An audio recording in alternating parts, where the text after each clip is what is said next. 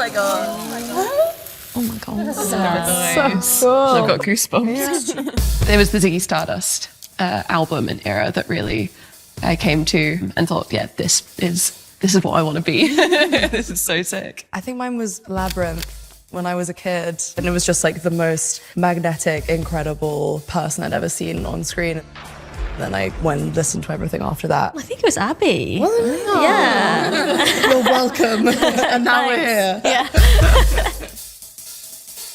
Moss Club. Yeah. Oh my gosh. They had a Bowie night. Yeah, they had a Bowie night. It was like our first night out together properly. Yeah. So we stayed till close at 4 a.m. We had to hear all of it. We had to hear every Bowie song. We recently played at the Hammersmith Apollo, which is where David Bowie did the last gig of the Ziggy Stardust era. I felt cool to be on that same stage, and we played a little homage in soundcheck.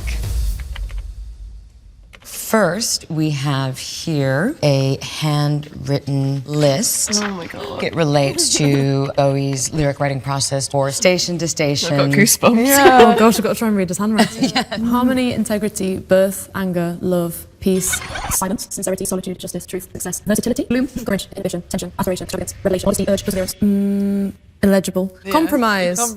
Contentment. When we first started putting together the band, because we had a very similar thing, we had a notebook and we would write words that we wanted to associate with the band. These are lyrics from Young Americans.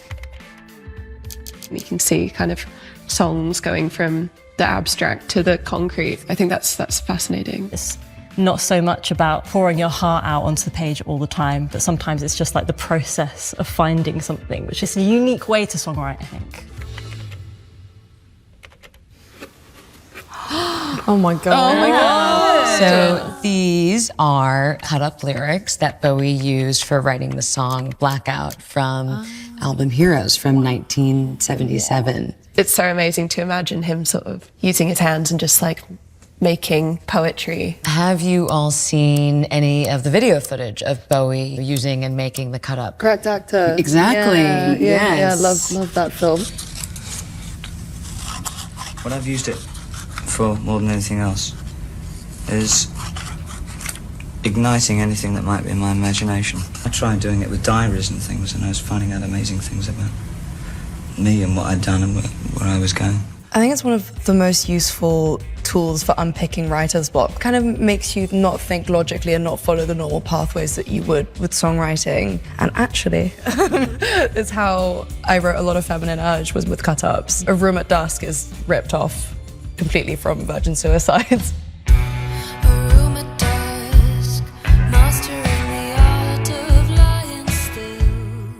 I think Make Me a Forest, that was from Lolita. Make me a forest, take away my soul.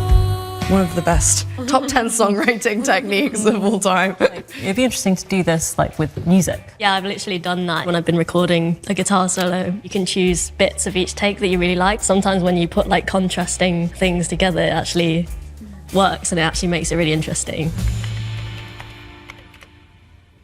This is a set list for Station to Station. Is those like blood stains? The conservators who've been working on this, it's potentially organic material.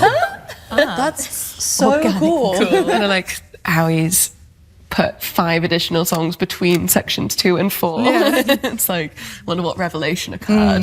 Gene. Gene, Changes. obviously, Gene has to be in there. I think because he took so much care into every aspect of the live shows, the costumes, the set list, so much care and pride and thought and world building was put into it that I think it would have just been just totally phenomenal. I think I've kept all of our set lists from when we used to handwrite them. And then I remember like writing on the back, like copyright the dinner party. Because I was like, I was thinking ahead. I also think like a lot of people who write about having seen Bowie or being a fan of Bowie in the 70s and 80s feel like a sense of belonging and a sense of communion. And since the beginning, that's sort of something that we've really like hoped that we can create for people who feel outcast or alienated. Come here and express yourself. It's safe to do that. We're going to be doing it. You're not going to be the only one in the audience in a big ball gown. Yeah, probably. Oh my God. The Aladdin Sane jacket from 1973, designed by Freddie Burretti. Oh my God. Oh, the stains on the so cool. The zips up Yeah, the the side. zips all That's over the interesting. sleeves. It's kind of like a bearded dragon. Yeah, Kind of. quite When he's threatened, he can just reading about Freddie Burretti and the suits he made, how that friendship came about. I think something we've always really liked to do is to work with our contemporaries. That's kind of Bowie's ethos as well, as he was really good at pulling in the best people for the job and build communities up together. These are Ziggy Stardust era platform shoes by Pelican Footwear. Was it the Russell Harty one that he's wearing these? Oh, I love that interview It's so like, much. are they men's shoes or are they women's shoes? ladies' They're shoes. shoes. How about the shoes? Are those men's shoes or women's shoes or bisexual shoes? They're shoes.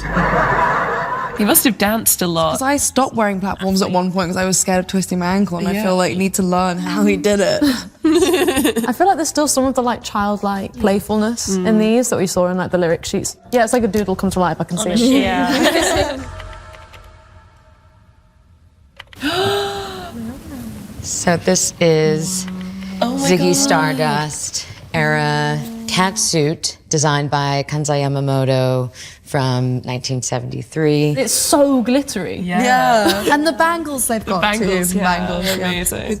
The way that he played with gender roles and androgyny and proportion and silhouette, really inspiring, because I think as women and genderqueer people, we're always being told that we should look the most beautiful and sexually attractive, but in fact, I think it's much more exciting to look the most striking. Yeah, exactly. So, yeah.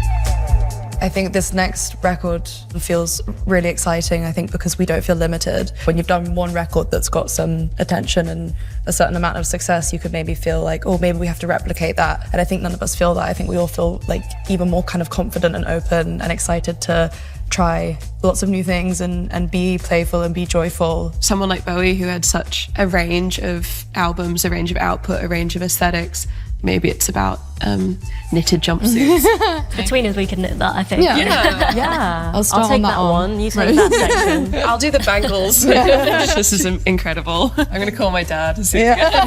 Guess what?